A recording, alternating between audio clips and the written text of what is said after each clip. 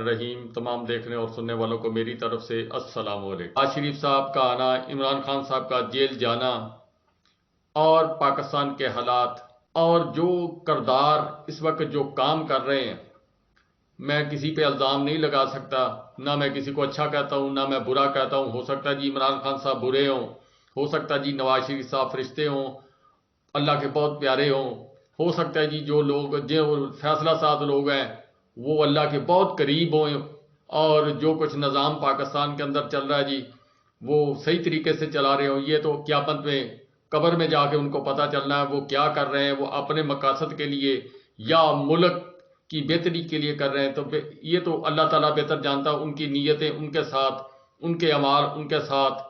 پاکستان کے اندر نواز شریف صاحب کی آمد ہے جی، اس کے متعلق وہ ایک شعر ہے، کس شعر کی آمد ہے کہ رن کانپ رہا ہے، رن ایک طرف چرخے کوہن کانپ رہا ہے۔ تو سارا نظام لرز رہا ہے جی، سارا نظام جو ہے وہ پاگلوں کی طرح بھاگا پھر رہا ہے۔ نواز شریف صاحب آ رہے ہیں جی، عوام پہلے کچھ پاگل ہے، کچھ انہیں آنے کے اوپر مزید جو ہے وہ اللہ تعالیٰ کرے گا جی وہ بہتری ہو جائے گی۔ میں اس پہ زیادہ موضوع عدلیہ پر اور دوسری چیزوں پر بات نہیں کرتا، آپ صرف یہ نعیم پنجوتا صاحب کی بات سنیں گے تو آپ کو سمجھ آ جائے گی جو آج ہوا ہے جی وہاں پر۔ عطا کے ذریعے اسلام آباد ہائی کورٹ میں نواز شریف کی حفاظتی ضمانت کی درخواست دائر ہوئی ہے، اور رجسٹرار آفس نے کوئی اعتراض نہیں لگایا کہ اٹارنی کے ذریعے درخواست دائر نہیں کی جا سکتی۔ اس سوال کا جواب دیا جائے۔ نمبر 2، عمران خان صاحب کی طرف سے اسی طرح سے، کیونکہ میں عمران خان صاحب کا اٹارنی ہوں، جس طرح تارڑ صاحب ہیں، تو ہم نے اسلام آباد ہائی کورٹ میں رجوع کیا تھا، درخواستیں دی تھیں، اور اس وقت یہ اعتراض لگایا گیا کہ عمران خان صاحب خود آئیں، خود پیش ہوں۔ ہماری اس وقت استدعا تھی کہ عمران خان صاحب وزیر آباد جو ان کے اوپر حملہ ہوا اس کی وجہ سے زخمی ہیں، ڈاکٹر نے ایسا کہا ہے، اور موومنٹ کے اوپر ادھر ادھر مشکل ہے جانا، تو میری طرف سے وہ درخواستیں دائر ہوئی تھیں، لیکن مجبور کیا گیا اور عمران خان صاحب آئے، اور 9 مئی کو عمران خان صاحب کو اغوا کیا گیا۔ اس وقت وہ اسی کمرے کے اندر موجود تھے، بایو میٹرک کروا رہے تھے، میں بھی ان کے ساتھ موجود تھا، میں بھی زخمی ہوا۔ خان صاحب نے تو ہمیشہ قانون کی، آئین کی پاسداری کی ہے، عدالتوں کے حکم کا احترام کیا ہے، اور وہ پیش ہوتے رہے ہر جگہ پہ جب جب عدالت نے بلایا، جو حکم دیا۔ لیکن دوسری طرف آپ دیکھیں کہ نواز شریف صاحب باہر بیٹھے ہوئے ہیں، اور کیسے حفاظتی ضمانت دائر ہو گئی اور اس کے اوپر اعتراض بھی نہیں لگا، اور اس درخواست کو ایڈمٹ کر لیا گیا۔ تمام سوالوں کے جواب دیے جانے چاہیے۔ تیسری چیز یہ ہے کہ نواز شریف صاحب کو اس وقت سزا ہوئی ہے، اور وہ سزا یافتہ مجرم ہے، ملزم نہیں ہے، سزا یافتہ مجرم ہے۔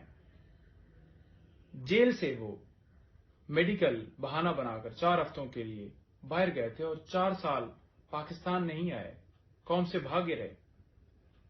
صرف کیوں؟ گرفتاری کے ڈر سے۔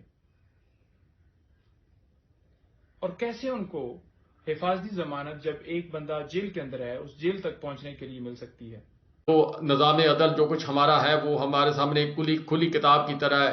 ان کی کیا مجبوریاں اس وقت پاکستان ایک مجبوری کی حالت میں ہے، اور ایک شخص جو ہے اس کی حکمرانی ہے، اور گزشتہ 40 سال سے وہ حکمران ہے۔ بدقسمتی سے پاکستان کا نظام جو ہے وہ اس کو امیر المومنین کا درجہ نہ دے سکا۔ اس میں کیا وجہ ہے، کیا نہیں ہے؟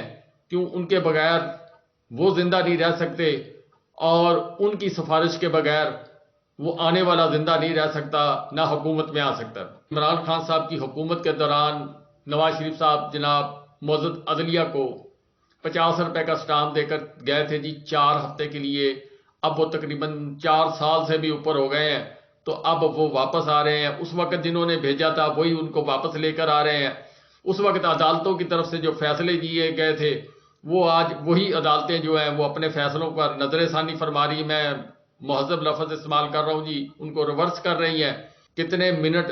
ٹوٹل 59 منٹ لگے ہیں جی، میرا خیال زیادہ سے زیادہ اگر جمع تفریق کی جائے 10 منٹ میں کیا ہوا، بایو میٹرک 15 منٹ میں ہوئی، نوٹسز جاری کیے گئے، یہ سارا کچھ کیا گیا، اور کرنے کے بعد جناب سب سے حیران کن بات یہ ہے کہ نیب کے پروسیکیوٹر صاحب جو ہیں وہ وہاں پر پہنچ گئے جناب، بن بلائے مہمان بن گئے، اور جب معزز عدلیہ سے پوچھا کہ آپ کدھر آئے تو کہتے میں کوئی ضروری کام آیا تھا، میں نے دیکھا ادھر کہ جناب ادھر کچھ کام ہو رہا ہے، تو میں نے کہا جی میں بھی بتا دوں کہ ہمارے صاحب جو ہے بیرون ملک گئے ہوئے ہیں، مگر میں نے کہا ہمیں کوئی اعتراض نہیں، اگر وہ آنا چاہتے ہیں اپنی بیل اپلائی کرنا چاہتے ہیں تو کر لیں۔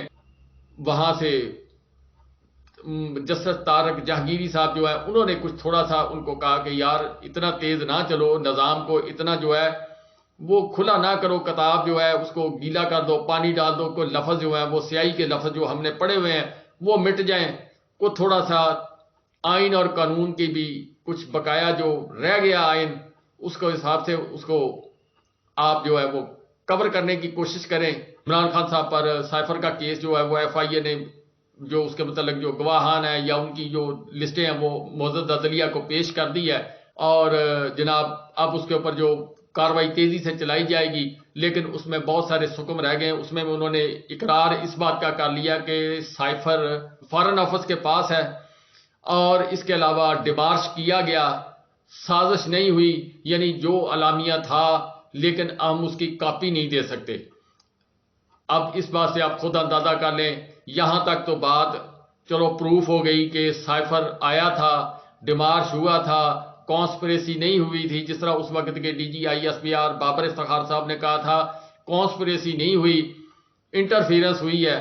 یہ چیز جو ہے اب اس کو سمجھانے کے لیے بہت آسان طریقہ ہے کہ آپ صرف سوچیں کہ چوری کرنی ہے، 3-4 بندے بیٹھ کر، یا کوئی برا کام کرنا ہے تو وہ ہوتی ہے جی کانسپریسی، کسی کے پلاٹ کے اوپر قبضہ کرنا ہے، 3-4 آدمی مشورہ کریں کہ یار اس کے پلاٹ پر قبضہ کر لیں، یہ خالی پڑا ہوا ہے، پھر اس کے بعد جب اس کو عملی جامہ پہنایا جاتا ہے تو وہ انٹرفیرنس ہو جاتی۔ بس یہی کام ہوا جی، کانسپریسی ہوئی تھی امریکہ کے اندر، کانسپریسی ہوئی تھی کچھ پاکستانی کرداروں کے ساتھ مل کر، تو وہ کیسے کانسپریسی تو ثابت نہیں ہو سکتی تھی، کیوں جنہوں نے ثابت کرنی تھی وہی تو وہ سارا کام کر رہے تھے، تو پھر کانسپریسی ثابت نہ ہوئی، لیکن انٹرفیرنس اس طرح ہو گئی کہ ڈونلڈ بلوم صاحب نے پاکستان کے سفیر اسد مجید صاحب کو، اور جو ملٹری اتاشی تھے جو بریگیڈیئر صاحب تھے ان کے سامنے جو کچھ بیان دیا تھا انہوں نے کوٹڈ زبان کے اندر وہ پاکستان کو روانہ کر دیا، اور پھر لا کر فارن آفس میں دفن کر دیا گیا۔ پھر شاہ محمود قریشی صاحب کو خبر ہوئی،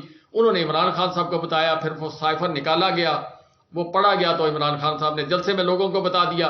یہ ساری کہانی تھی جی جو ایف آئی اے تقریباً آج اتنا مان چکی ہے۔ صاحب جب گرفتار ہوئے تھے تو وہ جس دن وہ گئے تھے، ویڈیو ان کی موجود ہے یوٹیوب پر، وہ جاتے ہوئے اپنا ایک پیغام دے کے گئے تھے کہ مجھے اگر گرفتار کرنا ہوا تو مجھے آپ گرفتار کر لیں، میں آ رہا ہوں، مجھے فرنٹ دکھائیں، مجھے گرفتار کر لیں، مگر معزز کورٹ کے اندر بایومیٹرک روم ہے وہاں پر شیشے توڑے گئے، جو مار پیٹ کی گئی، جو 800-900 لوگ آئے، وہ عمران خان صاحب کو گرفتار کیا، لے گئے، سر میں ڈنڈے مارے، کرسی کو نیچے گرایا گیا، ٹانگوں پر ٹانگیں ماری گئیں، جوتے مارے گئے۔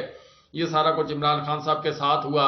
پاکستان کے اس وقت جو پاکستان کا نظام ہے وہ زیادہ بولنے والوں کو نقصان دے رہا ہے، جو زیادہ بول رہے ہیں۔ عمران ریاض بولا تھا اب خاموش بیٹھا ہے، سمیع ابراہیم بولا تھا، ایاز امیر صاحب بولے تھے، اور صابر شاکر صاحب بولے تھے، موہت پیرزادہ صاحب بولے تھے، شاہین صہبائی صاحب بولے تھے، تو بولتے بولتے پھر وہ ایک ارشد شریف دنیا سے چلا گیا۔ عمران ریاض قبر کو ہاتھ لگا کر واپس آیا، باقی لوگ جو ہیں وہ ان کے اوپر تاحیات جو ہے وہ مقدمات دائر ہو چکے ہیں، غدار بھی ہو گئے ہیں تاحیات۔ یہ پاکستان کے اندر سلسلہ گزشتہ 76 سال سے اسی طرح چلتا آ رہا ہے۔ پاکستان میں بہت سے وزیر اعظم آئے، بہت سے وزیر اعظم چلے گئے، 2 سے 2.5 سال 3 سال ان کی مدت ہوتی ہے، اس کے بعد پھر یہ نکال دیے جاتے ہیں، اور اسی طرح اور بہت سارے معاملات ہوتے ہیں۔